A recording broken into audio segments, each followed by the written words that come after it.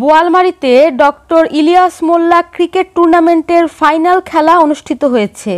শনিবার ৫ এপ্রিল বিকাল ৩টায় বোয়ালমারী স্টেডিয়ামে বাংলাদেশ জামায়াতে ইসলামী বোয়ালমারী উপজেলা যুব বিভাগ কর্তৃক আয়োজিত ডক্টর ইলিয়াস মোল্লা ক্রিকেট টুর্নামেন্টের ফাইনাল অনুষ্ঠিত হয়।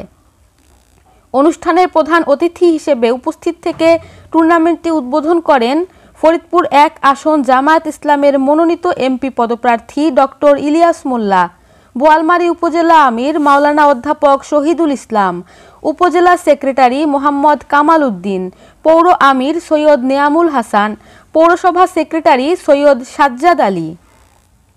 বিশেষ অতিথি হিসেবে উপস্থিত ছিলেন অধ্যাপক ইমারত হোসেন চৌধুরী, সদস্য ফরিদপুর জেলা বাংলাদেশ জামায়াতে ইসলামী, মোহাম্মদ ইমরান শেখ, সভাপতি যুব বিভাগ বোয়ালমারী উপজেলা জামায়াতে ইসলামী, মোহাম্মদ নাসির উদ্দিন, সেক্রেটারি যুব বিভাগ বোয়ালমারী উপজেলা। অনুষ্ঠানে আরও উপস্থিত ছিলেন বিশিষ্ট ধারাভাষ্যকার মোহাম্মদ তানভীর আহমেদ এবং মোহাম্মদ মাহমুদুল হাসান। সহসভাপতি যুব বিভাগ বোয়ালমারী উপজেলা জামায়াত ইসলাম মোহাম্মদ ইমরান খান, সভাপতি যুব বিভাগ ময়না ইউনিয়ন। এছাড়া উপস্থিত ছিলেন বিভিন্ন পর্যায়ের দায়িত্বশীল রাজনৈতিক ব্যক্তিবর্গ।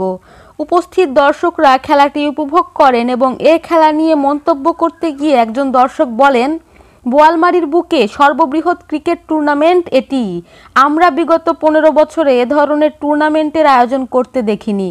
বাংলাদেশ জামায়াতে ইসলামী বোয়ালমারী উপজেলা যুব বিভাগকে ধন্যবাদ এই ধরনের একটি টুর্নামেন্টের আয়োজন করার জন্য। এই ধরনের খেলাধুলা যুব সমাজকে মাদক থেকে বিরত রাখে। খেলাটি পরিচালনা করেন মোহাম্মদ ইমরান শেখ, সভাপতি যুব বিভাগ বোয়ালমারী উপজেলা বাংলাদেশ জামায়াতে ইসলামী। এই খেলার চ্যাম্পিয়ন হওয়ার গৌরব অর্জন করেন সাতৈর ইউনিয়ন এবং রানার্স আপ হয় ঘোষপুর ইউনিয়ন।